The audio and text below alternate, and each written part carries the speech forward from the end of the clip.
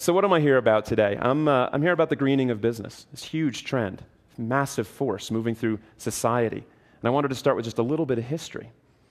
How do companies think about the environment? How have they thought about it for 20, 30 years? This precious environment of yours is expensive to maintain. I think that's the typical attitude. And a lot of people, if we did the secret vote, that would be a good secret vote question. Do you basically agree with this? And I don't think people should be embarrassed. It's been the sense that environment is expensive. It's about compliance, maybe something beyond that at times, but it's mostly an expense. This is actually an improvement in a lot of ways over where we were 30, 40 years ago. Security, there's a tree in my office. This is one of my favorite cartoons. The idea that the environment is an invader.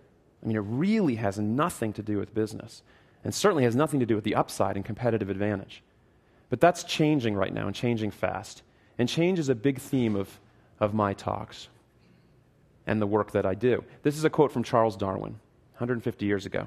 It's not the strong or the smart that survive, but those who can respond to change. And we're changing very fast right now. The very planet is changing faster than we ever thought possible. So this is an unusual time for business. But change brings opportunity. And those who can take advantage of it will win. So how are companies creating value? Okay, so there's all this pressure. We have to get going. How are they creating value? Well, I see 4 big buckets of value creation from environmental thinking. 2 are about reducing the downsides to the business, lowering cost and lowering risk.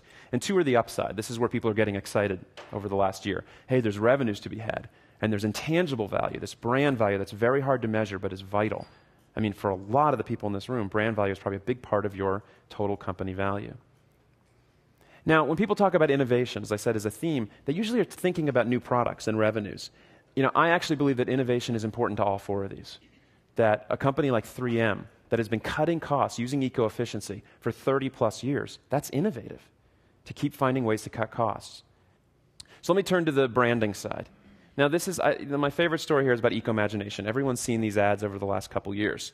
They have dancing elephants and sexy coal miners, and they're pitching their green. Now, this is a revenue story. They're obviously trying to sell more product.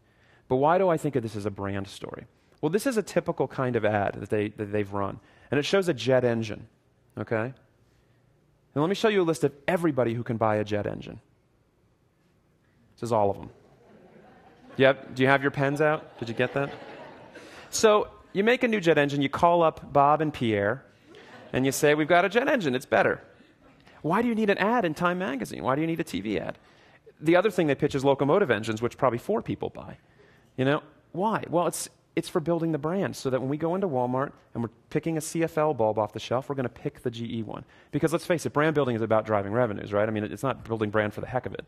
You're building it for value. So this is a brand story.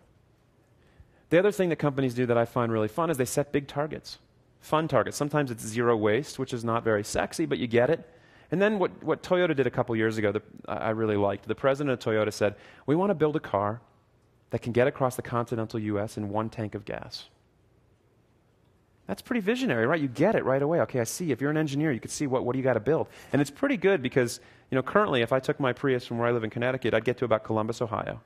That's pretty good. That's very good considering if you took the same number of gallons and put it in a Hummer, you'd get out of the driveway. just barely.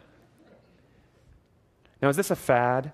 I get this question all the time, so I decided to start making it like part of my talk. Is this a fad? You know, I don't know. I can't see the future. There's a fad in some sense in the bubble of media coverage. There's only so many covers you can do. But I usually say this, look, even if you don't totally believe that the planetary pressures are real, which is what would keep it fundamentally from being a fad, or resource constraints. Even if you don't buy that. As Walmart and others discovered that they can lower costs, make their employees happy, attract and keep customers, keep their communities happy, keep their license to grow and operate going, why would they go back? So who cares if it's a fad? It's a better way of doing business. It's fundamentally a better way. So where does all this leave us? Now, when I speak to college audiences, I get like a 50-50 hit rate on knowing who this is. So I'm praying that you guys all know. When I was in Europe talking to Shell executives, they used an acronym, TINA, that I really liked. And it wasn't this TINA. I used that for fun. What they were saying was that there is no alternative. They were talking about dealing with climate change and biodiversity and all these issues that are driving the challenges to digging up the energy we all need. This is true for every business. There's no alternative anymore. This is where we're headed. So you can either compete or you can lag behind.